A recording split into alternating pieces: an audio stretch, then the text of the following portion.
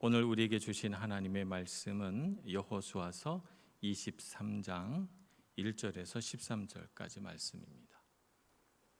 여호수아서 23장 1절에서 13절까지 말씀 봉독하겠습니다. 여호와께서 주위의 모든 원수들로부터 이스라엘을 쉬게 하신 지 오랜 후에 여호수아가 나이 많아 늙은지라. 여호수아가 온 이스라엘 곧 그들의 장로들과 수령들과 재판장들과 관리들을 불러다가 그들에게 이르되 나는 나이가 많아 늙었도다. 너희의 하나님 여호와께서 너희를 위하여 이 모든 나라에 행하신 일을 너희가 다 보았거니와 너희의 하나님 여호와 그는 너희를 위하여 싸우신 이시니라. 보라, 내가 요단에서부터 해지는 쪽 대해까지의 남아있는 나라들과 이미 멸한 모든 나라를 내가 너희를 위하여 제비 뽑아 너희의 지파에게 기업이 되게 하였느니라.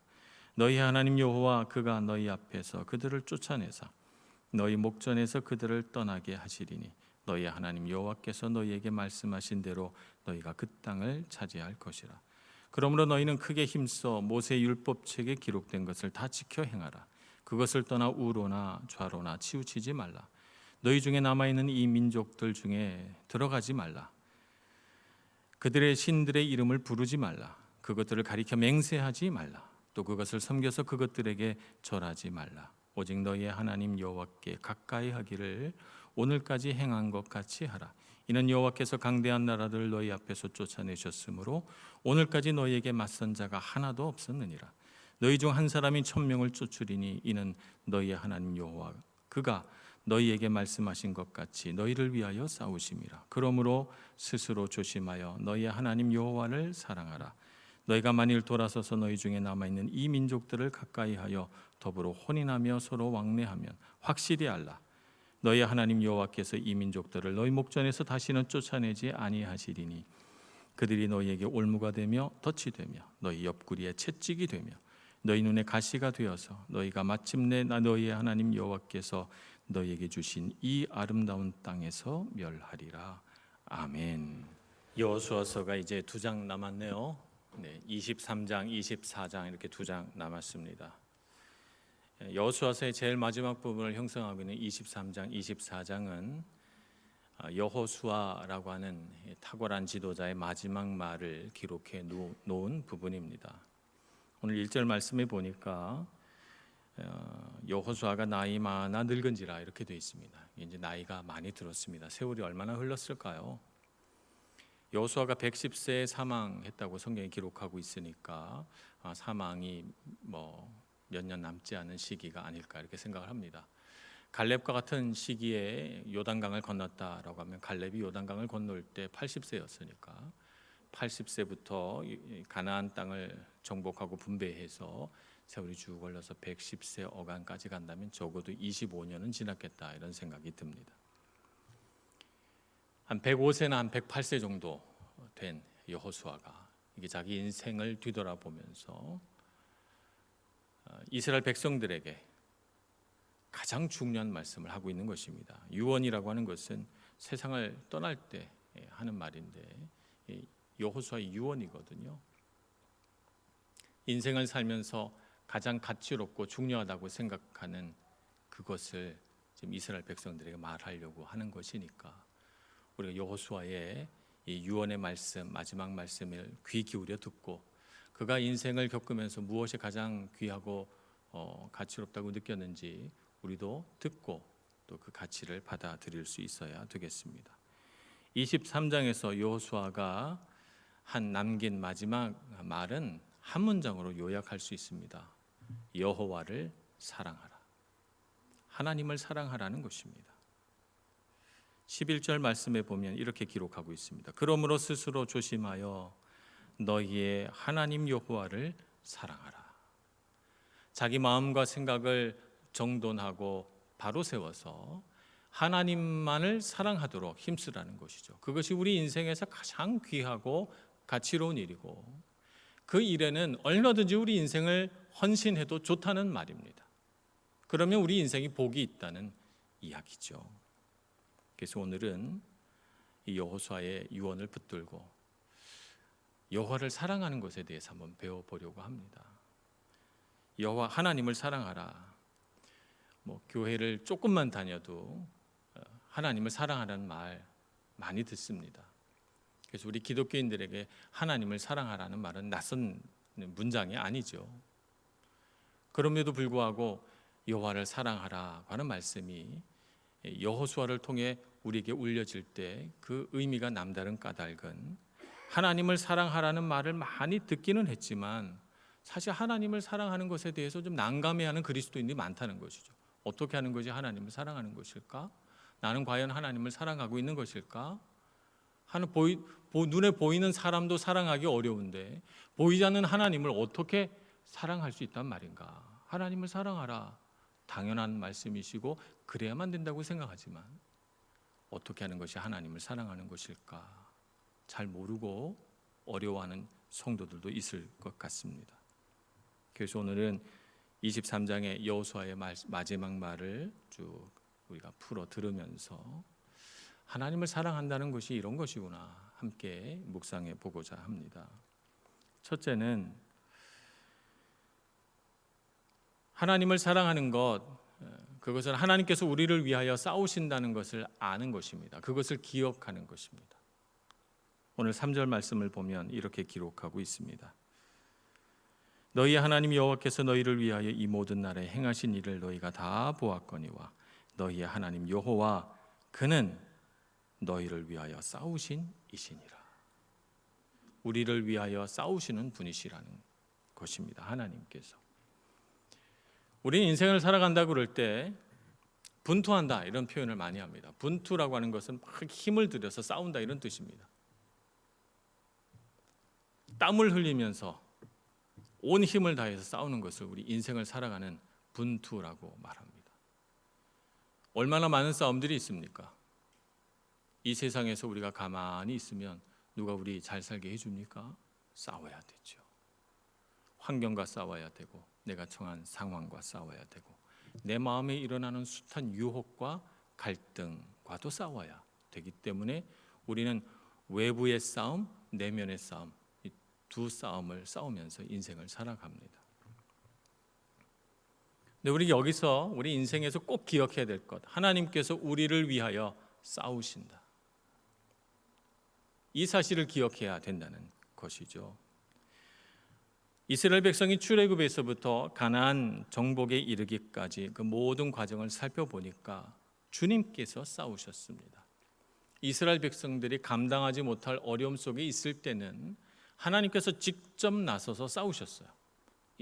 애굽 땅에 10가지 재앙을 내리시고 홍해 바다를 가르시고 광야를 지날 때는 그 광야의 그 척박하고 생물이 살 수 없는 환경 속에서 하나님께서 싸우셔서 이스라엘 백성들로 하여금 살게 해주셨어요.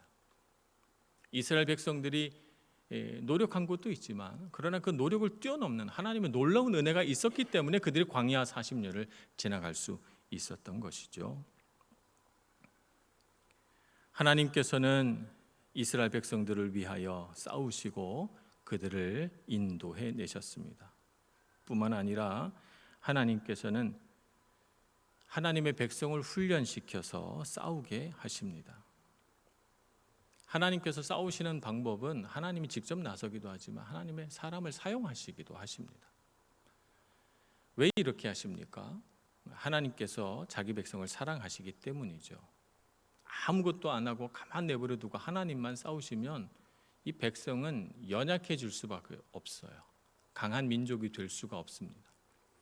그래서 이 백성을 어떻게 하십니까? 강하게 하시기 위하여 하나님 이 백성에게 하나님의 능력과 은혜를 흘려보내 주셔서 그들로 하여금 강한 용사가 되게 하십니다. 여호수아가 시작될 때 강하고 담대하라, 두려워하지 말라라고 하는 말씀이 반복해서 나왔다는 것 여러분 기억하십니다. 가나안 땅을 정복하기 위해서 하나님은 이스라엘 백성을 사용하셨습니다. 그래서 그들을 어떻게 하죠? 강하고 담대한 백성을 만들어 내십니다. 그래서 오늘 10절에 보면 이렇게 기록하십니다. 너희 중 한 사람이 1000명을 쫓으리니, 한 명이 가나안 백성 1000명의 능력을 보유하는 그런 강한 민족이 되어 있습니다. 자기 능력입니까? 아닙니다. 하나님께서 함께 하셨기 때문이고 하나님께서 능력과 지혜를 주셨기 때문입니다. 그들이 처음 광야에 들어섰을 때 그들은 애굽 땅에서 막 탈출했기 때문에 아무런 무기가 없었습니다. 사무엘상에 보면 다윗 왕 때까지 대장장이가 없었어요. 그래서 그들은 뭐 농사에 쓰는 기구나 뭐 전쟁 때 사용하는 칼이나 이런 것들을 뭐 벼리거나 혹은 고치거나 하려면 블레셋 사람들에게 찾아가서 도움을 구해야 돼요. 거기는 대장장이가 있으니까. 그러니까 이스라엘 백성들은 대장장이도 없이 광야 땅을 지나오고 무수한 전쟁을 치른 거예요. 어떻게 전쟁을 이겼습니까? 하나님이 은혜 주셔서 아말렉 족속을 무찌르게 하시고 맨손으로 나무나 뭐 이런 거 몽둥이나 이런 거 들고 싸워서 이긴 거죠. 전쟁에서 이기면 그들의 무기를 탈취하고 여리고성을 또 무너뜨리고 무기를 탈취하고 해서 그들이 무기로 무장하고 해서 된 것이고, 하나님께서 은혜로 베풀어 주신 그 능력으로 전쟁에서 승리하고 가나안 땅을 개간하고 그들이 살게 된 것입니다. 이스라엘 백성들의 능력이 아니라 하나님의 능력입니다. 그렇다면 하나님께서 직접 나서서 싸우시기도 하고 자기 백성을 사용하셔서 강하고 담대한 사람으로 용사로 만들어서 싸우시기도 하고, 하나님께서는 왜 이렇게 싸우십니까? 하나님께서 왜 이 이스라엘 백성들을 위해 싸우십니까? 싸우시는 이유는 그들을 사랑하시기 때문입니다. 마치 독수리 어미가 자기 새끼를 품듯이 그렇게 자기 백성을 사랑하시는 것이죠. 신명기 32장에 보면 모세의 노래 가운데 이런 부분이 나옵니다.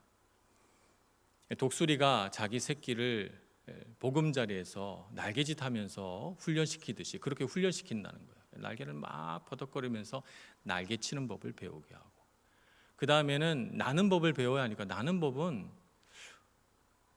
가만 서서 배울 수가 없어요. 그죠? 날아야 배울 수 있는 건데, 이 절벽에서 독수리 둥지가 보통 절벽에 있지 않습니까? 절벽에서 공중으로 뛰어내린다는 건 어지간한 담력이 없이는 할 수가 없죠. 아무리 독수리라고 해도 말입니다. 새끼를 날개를 막 버덕거려서 훈련시킨 다음에 절벽에서 떨어뜨립니다.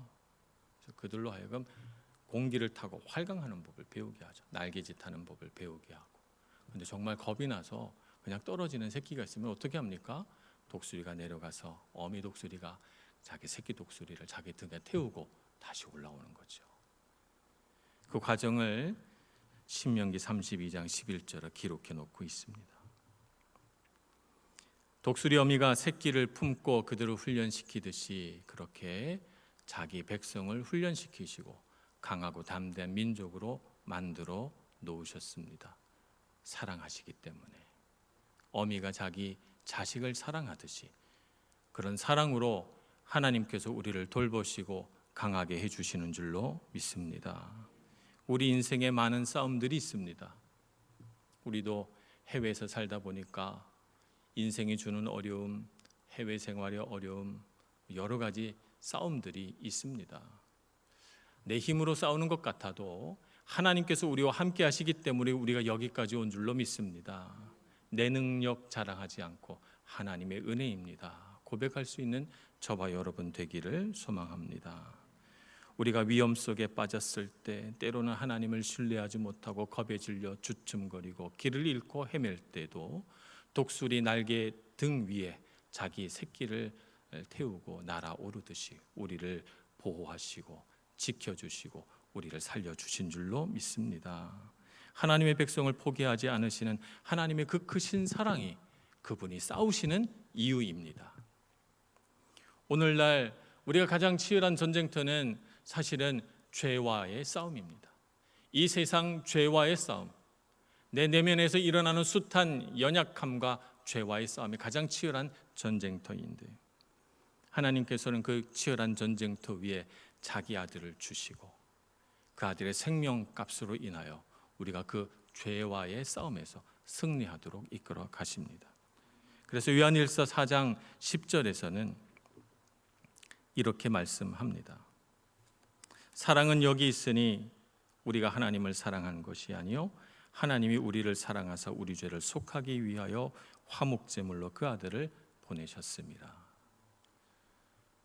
우리가 하나님을 먼저 사랑한 건 아닙니다. 우리는 하나님을 알지도 못하고 하나님 사랑을 느끼지도 못할 그때 하나님께서 먼저 우리를 사랑하셔서 그 아들 예수 그리스도를 이 땅에 보내시고 그 아들의 생명만큼 우리를 사랑하신다고 우리에게 사랑의 메시지를 전해오셨고 그 아들이 분투하여 자기 생명을 걸고 싸우셔서 승리하신 것을 보여주시며 내가 죄를 이기었노라고 우리가 살아온 인생의 무수한 싸움도 우리가 이길 수 있다고 우리에게 말씀하고 있는 것입니다. 그러니 여러분 좌절하지 마시기 바랍니다. 우리가 이기지 못할 싸움은 없음을 기억하시기 바랍니다. 그 아들 예수 그리스도를 주신 주님께서 우리와 함께 하시고 우리와 함께 싸우시고 우리를 승리하도록 이끌어 가시는 줄로 믿습니다.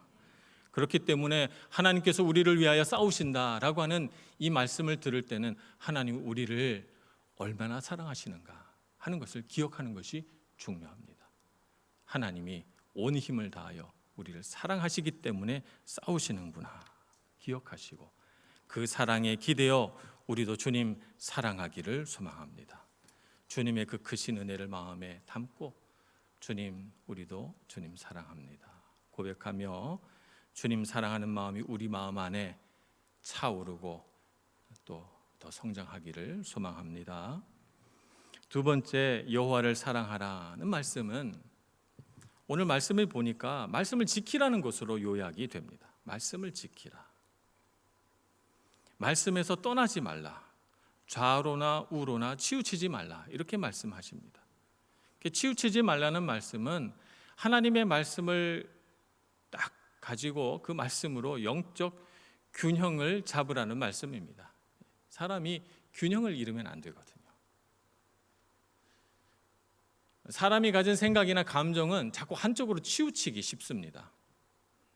사람이 감정적으로도 균형이 딱 잡혀 있으면 우울한 생각이 들다가도 다시 회복이 되고 지나치게 막 흥분 상태에 있다가도 또 차분해지고 균형을 잡게 돼 있습니다. 사람이 한쪽으로 너무 쏠리게 되면 지나치게 우울해지거나 지나치게 흥분한 상태가 되거나 이렇게 되죠. 사람이 마음이 감정이 균형이 딱 잡혔을 때 가장 편안합니다. 우리 인생은 우리를 자꾸 치우치게 만듭니다. 생각도 한쪽으로 치우치게 되고 감정도 한쪽으로 너무 깊이 빨려 들어가게 되고 그렇게 되는 것이죠. 말씀을 지켜야 균형을 잡을 수가 있습니다. 하나님의 말씀이 정한 범위를 벗어나지 않는 삶. 내 욕심이나 내 고집이나 내 욕망이 가리키는 곳으로 가다가 너무 말씀을 벗어난 지나친 지점에 이르지 않도록 우리 자신을 조심시키는 것, 이것이 말씀을 지키는 것입니다. 그래서 결국 우리가 이루고자 하는 것은 하나님의 표준에 이르는 것이죠. 이 땅에 오셔서 참된 사람의 모형을 우리에게 보여주신 예수 그리스도의 표준에 이르는 것입니다. 그분에게까지 자라나는 것, 그분의 성품과 그분의 인격을 담는 것, 그분의 신앙과 그분의 믿음을 따라 살아가는 것, 그것이 우리가 말씀을 지키라는 이 말씀의 뜻입니다. 하나님께서 아브라함을 인도하실 때 내가 내게 지시할 땅으로 가라 이렇게 말씀하셨습니다. 이 말씀은 뭐냐면 갈 곳을 알려주지 않으셨다는 말씀입니다. 그래서 히브리서에 보면 아브라함이 갈 바를 알지 못하고 떠났다 이렇게 기록하고 있거든요. 그러니까 하나님께서 가나안 땅으로 가라 이렇게 말씀하지 않으셨어요. 북쪽으로 가라 혹은 남쪽으로 가라 말씀하지 않으셨어요. 그냥 내가 너에게 지시할 땅으로 가라 그런 거죠. 그러니까 아브라함은 아침에 일어나서 하나님께 이렇게 물을 수밖에 없어요. 하나님 오늘 어디로 가야 됩니까? 기도하고 묻고 하루를 가고 또 다음 날이 되면 주님 또 어디로 가야 합니까? 또 그 하루의 삶을 하나님께 맡기고 기도하고 주님의 음성을 따라서 살아갈 수밖에 없는 것이죠. 하나님께서 왜 갈 곳을 알려주지 않았을까요? 그냥 좌표 딱 찍고 북북서 동남동 뭐 이렇게 해가지고 가면 되잖아요. 왜 그렇게 좌표를 주시지 않으셨어요? 확실하고 클리어하고 명확한데 말이죠. 우리는 신앙생활하면서 그런 욕구가 들 때가 있어요. 우리 신앙생활에 뭐 어떤 부분들이 좀 확실했으면 좋겠다, 명확했으면 좋겠다. 그래서 뭐 하라고 딱 얘기해 주시고 그렇게 하면 좋겠는데 하나님 우리 인생에서 그렇게 딱 정확한 답을 잘 안 주셔요. 왜 그렇습니까? 하나님 의지하라고, 매일매일 주님 붙들고 살라고. 정확한 좌표를 찍어주면 좌표가 하나님이 돼버려요. 그 목표가 있기 때문에 더 이상 하나님을 찾거나 부르지 않습니다. 그 명확한 클리어한 그 좌표를 찍고 그것이 우리에게 우상이 되어 버리거든요. 그래서 아브라함에게 가르치신 것입니다. 하나님의 인도하심을 매일매일 따라서 살아가도록 그의 삶에 아무런 목표 지점을 알려주지 않으신 것입니다. 그가 가나안 땅 세겜 상수리 나무 아래에 이르렀을 때야 여기가 내가 인도한 그곳이다 가르쳐 주십니다. 아브라함이 얼마나 감격했겠어요. 매일매일 어디로 가야 합니까? 묻다가 여기가 거기다 라고 하는 말씀을 들으니까 감격에 차올라서 그 하나님의 음성을 들은 그 기도하던 자리에 제단을 쌓고 하나님 앞에 예배하지 않습니까? 오늘 우리도 그렇게 은혜로운 하루하루를 살아가기를 소망합니다. 하루하루를 살아갈 때 우리를 인도하시는 하나님의 도구가 무엇입니까? 하나님 말씀입니다. 말씀 붙들고 살아야 합니다. 요한복음 14장 21절에 이렇게 기록하고 있습니다. 나의 계명을 지키는 자라야 나를 사랑하는 자니 나를 사랑하는 자는 내 아버지께 사랑을 받을 것이요 나도 그를 사랑하여 그에게 나를 나타내리라. 예수님을 사랑하는 사람은 어떻게 한다고요? 계명을 지킨대. 하나님을 사랑하는 자는 어떻게 합니까? 말씀을 따라 삽니다. 하나님의 말씀으로 내 발 앞에 등을 켜고 한 걸음 한 걸음 살아가는 것이죠. 주님, 이것이 맞습니까? 주님께 물으면서 말입니다. 그러니 여러분, 주님 어떻게 사랑하는 겁니까? 여러분, 삶에 말씀이 있게 하시기를 바랍니다. 말씀의 등불을 켜시고 매일매일 주님의 말씀 붙들고 여러분의 삶의 균형을 잡으시고 하나님이 정한 범위를 벗어나서 치우치지 않는 삶을 살아가시고 주님과 동행하는 삶을 살아가시는 여러분들 되시길 축복합니다. 세 번째, 하나님을 사랑하라. 어떻게 하는 것이 사랑하는 것입니까? 하나님을 가까이 하는 것입니다. 사랑하면 친밀해집니다. 사랑하면 친밀해지고 싶어요. 가까이 해야죠. 오늘 말씀에도 보면 여호와를 가까이 하라 이렇게 말합니다. 8절 말씀에 오직 너희의 하나님 여호와께 가까이 하기를 오늘까지 행한 것 같이 하라. 이렇게 하나님의 백성에게 당부합니다. 그러면서 가까이 하지 말라고 하는 이야기도 합니다. 12절 말씀에 보면 너희가 만일 돌아서서 너희 중에 남아있는 이 민족들을 가까이하여 더불어 혼인하며 서로 왕래하면 이라고 하면서 그 말씀 뒤에는 이런 일들이 있을 것이다. 그 이민족이 너희에게 올무가 되고 덫이 되고 채찍이 되고 눈에 가시가 되리라. 그러니 이민족을 가까이 하지 말라. 말하자면 세상을 가까이 하지 말라는 것입니다. 하나님을 가까이 하고 주님과 친밀한 관계 안에 살고 세상을 가까이 하지 말라는 것이죠. 하나님보다 세상을 더 가까이 하고 살면 그 세상이 결국에는 그때는 좋지만 그 즉시는 좋을지 모르지만 나중에는 올무가 되고 덫이 되고 채찍이 되고 가시가 된다는 말입니다. 우리 성경의 영웅 중에 가장 유명한 사람 중에 하나가 삼손입니다. 이 삼손은 사사 중에 유일하게 태어나기도 전에 하나님의 사자가 나타나서 그가 태어날 것을 예언하셨고 또 그는 태어나자마자 나실인으로 구별돼서 거룩한 인생을 살기로 약조한 사람이 됩니다. 근데 그가 나실인으로서 하나님을 가까이 해야 함에도 불구하고 그는 누구를 가까이 합니까? 블레셋 여인을 가까이 합니다. 그가 3번 결혼하는데 3번 다 블레셋 여인을 아내로 삼습니다. 그래서 결국 어떻게 되죠? 블레셋 여인이 올무가 되고 덫이 되고 채찍이 되고 가시가 되죠. 결국 그는 짐승이 끌어야 하는 연자맷돌을 눈이 먼 채로 몰면서 얼마나 고통스러운 시간을 보냈겠습니까? 아, 주님을 가까이 해야 하는데 주님과 동행하며 살아야 하는데 세상을 가까이 하고 블레셋 여인을 가까이 해서 하나님을 멀리 했더니 내가 짐승이 끄는 연자맷돌을 돌리고 있구나. 얼마나 많이 후회했겠습니까? 그 세월이 쌓이고 쌓여서 머리털이 자라고 그가 힘이 강해졌을 때 하나님 앞에 마지막 기도를 올려드립니다. 내 힘으로 이 하나님을 믿지 않고 비웃는 이 무리들을 내가 다 쓸어버리게 주소서. 마지막 기도를 드리게 됐죠. 삼손이 마지막에 승리했습니다만, 그러나 삼손처럼 살지는 않았으면 좋겠습니다. 우리 모두 다 말입니다. 하나님을 가까이 하십시다. 세상을 가까이 하지 말고. 하나님을 가까이 한다는 것은 하나님이 기뻐하시는 일을 하자는 것입니다. 하나님이 기뻐하시는 일을 하고 하나님이 원하는 곳에 있고 하나님과 함께 즐거움을 누리는 삶을 살아가는 것이죠. 하나님이 기뻐하지 않는 일이 있다면 그곳에서, 그 일에서 떠나야 합니다. 하나님이 원치 않는 일을 내가 지금 하고 있다면 그 일을 멈추어야 합니다. 그래서 정말 하나님이 기뻐하시는 일을 하고 하나님을 바라보고 하나님을 가까이 하는 것, 그것이 우리 인생에서 복받는 비결입니다. 그렇게 사는 것이 하나님 사랑합니다 라고 고백하는 것이 되는 것이죠. 하나님과의 관계를 친밀하게 유지할 수 있도록 주님 가까이 가시기를 바랍니다.